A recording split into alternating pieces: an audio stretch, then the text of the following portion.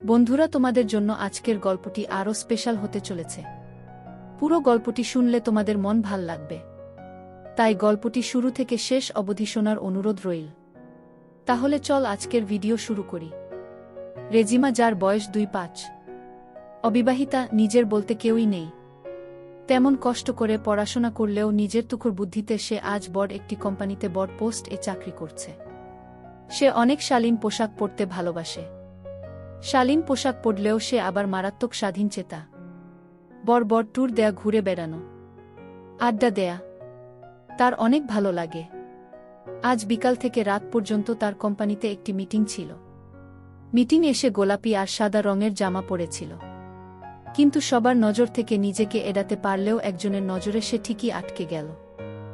সে হল কোম্পানির মালিকের ছেলে সিয়াম চৌধুরী। জিনিয়াকে প্রথম দেখে সে বেশ পছন্দ করে ফেল। শালীন পোশাকের মধ্যে জিনিয়া যে কি লুকিয়ে রেখেছে তা সিয়াম ঠিকই বুঝে গিয়েছিল। সিয়ামকে নিয়ে একটু বলা যাক। কোম্পানির মালিকের ছেলে হলেও সে অনেক আলাদা। কোম্পানির একজন সিনিয়র এমপ্লয়ি হিসেবে থাকলেও নিজের যোগ্যতা দিয়ে তা অর্জন করেছে। সে বয়স হবে তা প্রায় 30 এর মতো, কিন্তু অভিজ্ঞতা অনেক বেশি তার। দিব্যা একটা হোটেল আর কোম্পানির পোস্ট একসাথে সফলভাবে সামলাচ্ছে। জিনিয়া অন্য এক এমপ্লয়ি এর টিম এ কাজ করত, তবে সিয়াম তাকে নিজের টিম এ নিয়ে নেয়। ফলে জিনিয়াকে খুলনা ছেড়ে ঢাকাতে চলে আসতে হয়। অবশ্য এতে জিনিয়ার তেমন প্রবলেম ছিল নতুন জায়গা ও নতুন বসের সাথে অল্প সময়ে মানিয়ে নিল।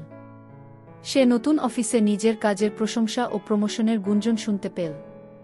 সে মনে মনে ঠিক করেই নিল এখন থেকে আরও বেশি কষ্ট করবে। সে সব ঠিকই ছিল, কিন্তু জিনিয়া সিয়ানের তেমন কাছে আসত না। অন্য 4-5 জন মেয়ের মতো জিনিয়াকে নিজের কাছে রাখতে সিয়াম ওর পোস্ট চেঞ্জ করে দিয়ে নিজের পার্সোনাল অ্যাসিস্ট্যান্ট বানিয়ে দিল। ফলে সারাক্ষণ জিনিয়া ওর কাছেই থাকত। জিনিয়ার ঘোরাঘুরি ভাল লাগত, এজন্য সে সিয়ামের সাথে সবসময় বাইরে বাইরে ডিলসগুলা করে বেড়াত। জিনিয়াম সিয়ামের সাথে মিশতে শুরু করে কোম্পানি এর ডিল এর পাশাপাশি তারা প্রায় বাইরে বাইরে ঘুরতে যেত। এমন হাই প্রোফাইল ট্রিট জিনিয়ার মতো মেয়ের জন্য অবশ্যই কপাল ছিল। যাক, এবার মূল ঘটনায় আসা যাক। সিয়াম মনে মনে জিনিয়াকে কাছে চাইলেও তাকে খুব সেন্সিটিভলি হ্যান্ডেল করত। তো তারা একবার যশোর গেল। তাদের গাড়ি হাইওয়েতে খারাপ হয়ে গেল। আশেপাশে তেমন ভালো কোনো হোটেলও ছিল না। খুবই কষ্টে তারা দুজন একটা গেস্ট রুম পেল। তারা ভাবছিল দিনের মধ্যে গাড়ি ঠিক হয়ে যাবে, কিন্তু তা হলো না। কাজেই বাধ্য হয়ে দুইজনের সেই একই রুমে থাকতে হবে। যশোরে তখন ভারী বৃষ্টি ছিল। জিনিয়া আর সিয়াম বাইরে একটু হাঁটাহাঁটি করে একসাথে ডিনার করে নিল।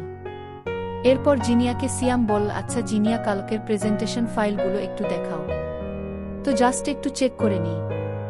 ওয়েদারটা খুবই ভালো লাগছে, পারফেক্ট ফর ওয়ার্ক। জিনিয়া বিছানায় বসেছিল।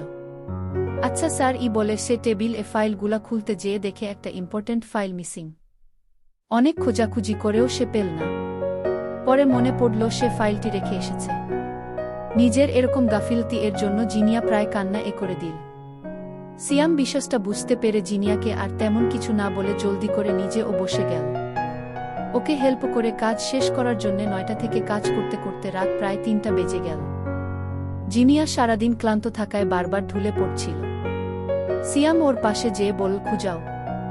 ঘুমিয়ে পড়। জিনিয়া বলল, স্যার থাক, আমি পারব। সিয়াম বলল, কালকের প্রেজেন্টেশন তুমি ডেলিভারি দিবে, এখন যেয়ে রেস্ট নাও।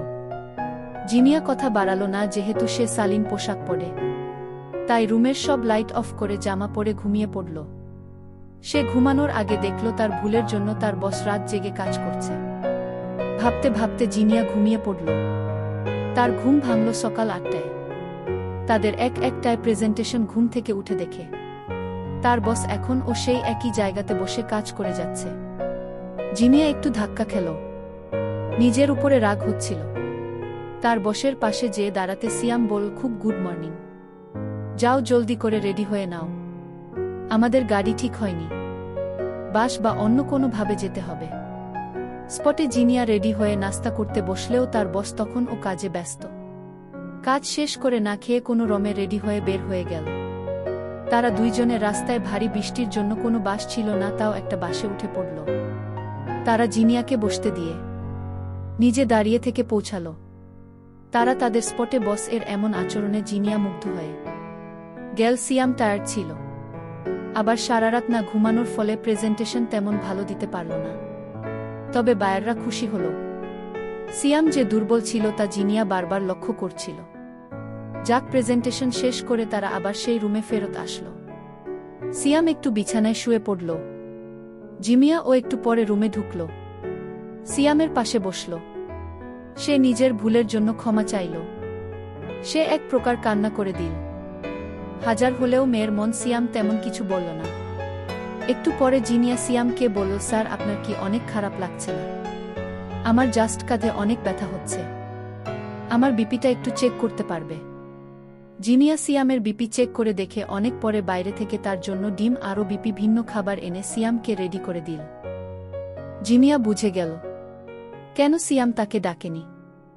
জিনিয়া এমন ইগনোরিং অন্তত সিয়াম এর কাছে আশা করে নাই। এবার জিনিয়া শক্ত হলো, সিয়ামকে একটা শিক্ষা দিতেই হবে। তার তো প্ল্যান মতো সিয়াম প্রায় একটা রুমে ফিরতে যাবে, তখনই জিনিয়া তার সামনে যেয়ে দাঁড়ালো। জিনিয়া বলল, খুব প্রবলেম কি আপনার? জিনিয়া এতই রেগেছিল, কথাগুলো বলতে বলতে চোখ থেকে পানি ছেড়ে দিল। সিয়াম সব ইগো ভুলে, আই এম সরিকে একটু বেশি কষ্ট দিয়ে ফেললাম তোমাকে। এরপর যে যার রুমে গিয়ে ঘুমিয়ে পড়ল। জিনিয়ার ঘুম ভাঙল ওয়াশরুমে যে ফ্রেশ হয়ে শাওয়ার নীল সিয়াম জিনিয়ার রুমে এসে বলল, will you mind for ever? জিনিয়া এটা সাসপেক্ট করেনি সিয়াম চৌধুরী এর মতো মানুষ তাকে বিয়ের জন্য প্রস্তাব দিবে। জিনিয়া চাইলে সিয়ামের স্ত্রী হতে পারত ঠিকই, কিন্তু জিনিয়ার মাথায় অন্য বুদ্ধি ছিল। সিয়ামের ইগনোরিং এর শাস্তি দিল সে সিয়ামকে রিজেক্ট করার মাধ্যমে। সিয়াম জিনিয়াকে বহু ট্রাই করেও অ্যাপ্রোচ করতে পারল না। জিনিয়া কোনোভাবে সিয়ামের প্রস্তাবে রাজি হল না। যাক, জিনিয়া রুমে চলে আসলো। একটু কষ্ট পাচ্ছিল ঠিকই, তবে সে খুশি ছিল। তাদের ট্যুর শেষে এই এক সপ্তাহের মধ্যে সিয়াম চলে গেল অন্য ব্রাঞ্চে। নতুন বস এলো জিনিয়ার ও প্রমোশন হলো। সিয়াম যেদিন চলে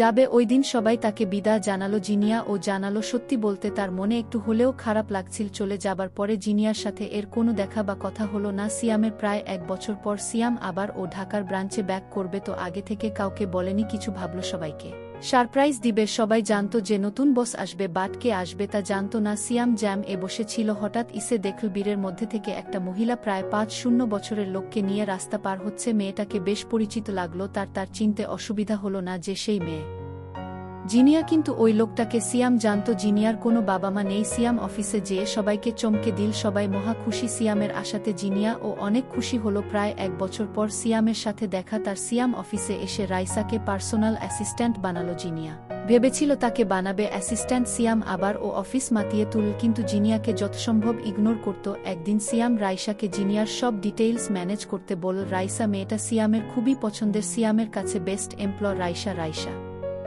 আগে থেকে সব জানতো জিনিয়ার ব্যাপারে। জিনিয়ার ডিটেইলস নিচে বর্ণনা করা হলো, যা রাইসা সিয়ামকে বলেছিল। জিনিয়ার হঠাৎ কেমন অসুস্থতা শুরু হলো। ডাক্তারের কাছে যেয়ে জানতে পারল তার টিউমার হয়েছে। তাকে যত সম্ভব দ্রুত বিয়ে করতে হবে। তার এক চাচা এক ব্যবসায়ী, নাম জসিম, বয়স 5-0 বছর। তার সাথে জিনিয়ার বিয়ে ঠিক করে বাধ্য হয়ে জিনিয়া নিজের দ্বিগুণ বয়সের স্বামীর সাথে সংসার শুরু করে। রাইসা এর বেশি জানে না কিছু। সিয়াম বুঝে যায় জিনিয়া বিবাহিত জীবনে খুশি না। সিয়াম সেদিন দেখেছিল জিনিয়া এক হাসপাতালে যাচ্ছে। সে তখনই সেখানে চলে যায়। সিয়ামের নাম ডাক থাকায় উচ্চপদস্থ কর্মকর্তার সাথে কথা বলে সে ঠিকই জিনিয়ার সমস্ত রিপোর্ট বের করে। জিনিয়া যেই ডাক্তারের কাছে গিয়েছে সে ছিল সিয়ামের পরিচিত। সমস্যা ছিল জিনিয়ার স্বামী এর বয়সের কারণে বাবা হতে পারছিল না। সিয়ামের বুঝতে বাকি থাকলো না আর কিছু। সে এখন ও জিনিয়াকে প্রচণ্ড ভালোবাসে, এমনকি সে জিনিয়ার বিয়ের কাগজ ও বের করে ফেল। 2 মাস হয়েছে জিনিয়া বিয়ে করেছে। এবার আসি জিনিয়ার কথায়। রাইসা এর সিয়াম অনেক ভালো বন্ধু, আবার কলিগ। রাইসা 7 দিনের ছুটি নিল তার ভাইজের বিয়ের জন্য, যে যিনি টেম্পোরারি অ্যাসিস্ট্যান্ট হয়ে গেল। জিনিয়া মনে মনে খুশি ছিল। সিয়ামের উপর তার আগ্রহ ছিল না, কিন্তু সিয়াম যে সে ভালোবাসত যা সে জানত না। সিয়াম জিনিয়াকে অনেক ইগনোর করত, কাজের বাইরে একটা কথাও বলতো না। আবার জিনিয়া বাদে বাকি সবার সাথে ফ্রি ছিল। একদিন সিয়াম আর জিনিয়া ওভারটাইম নীল। তারা পাশাপাশি বসে ডেস্কে কাজ করছিল। অফিস এর কেউ নেই। জিনিয়ার সিয়ামের সাথে যশোর ভ্রমণ মুহূর্তগুলো মনে পড়তে লাগলো। সিয়াম কাজ করতে করতে টেবিলে হেড অন দিয়েছিল। তখন প্রায় 1-1টা বাজে। জিনিয়া সিয়ামের কাঁধে হাত রেখে মাথার চুলে হাত বুলিয়ে দিয়ে দিল সিয়াম ওর দিকে তাকালো জিনিয়া মুচকি হেসে টায়ার্ড সিয়াম হ্যাঁ একটুকু জিনিয়া বলল ও আগে থেকে অনেক চিকেন হয়ে গেছো তুমি হঠাৎই ফোন বেজে উঠল জিনিয়ার সিয়াম বলল চোর ক্ষোভ জিনিয়া উঠে অন্য জায়গায় যেয়ে কথা বলে আসলো এসে দেখে সিয়াম অফ করে সব গুছাচ্ছে জিনিয়াকে দেখে বলল কুকে হাসবেন্ড নাকি জিনিয়া হুম বলে অবাক হয়ে গেল সিয়াম বলল চলো তোমাকে ড্রপ করে দিয়ে আসি জিনিয়া বলল ওকে জিনিয়া মনে মনে অবাক ছিল সিয়াম কিভাবে জানে ওর বিয়ের কথা অফিসের কেউই জানে না তবে সিয়াম কিভাবে জানলো অফিস থেকে জিনিয়া আর সিয়াম বের হয়ে গেল লিফটের সামনে জিনিয়া সিয়ামের পিছে হাঁকছে তার মনে একই প্রশ্ন সিয়াম কিভাবে জানলো ওরা লিফটে উঠল আপনি কিভাবে জানেন আমি বিবাহিতা সিয়াম বল খুব এসব তো এমনিই জানা যায় আর আমি সবই জানি তোমার ব্যাপারে আমি খুবই কষ্ট পেয়েছি যখন তোমার অসুখের কথা শুনেছি জিমিয়া আকাশ থেকে পড়ে সিয়ামের কথা শুনে সিয়াম আবার ও বলে দেখেছ প্রকৃতির কি বিচার আজ তুমি আমার স্ত্রী হতে কিন্তু তুমি আমাকে কষ্ট দিয়েছ আর এখন তুমি কষ্ট পাচ্ছ জিনিয়া চুপ করে শুনে ওর কথা সিয়াম ওকে করে তুমি এই জীবন নিয়ে সত্যিই হ্যাপি আমাকে তো গত 1 বছরে একটা কলও দাওনি হঠাৎই চোখ ভিজে গেল পানিতে লিফট নিচে আসায় দুইজনে গাড়িতে উঠে পড়ল সিয়ামকে জিনিয়া বিয়ের সব কথা খুলে বলতে লাগল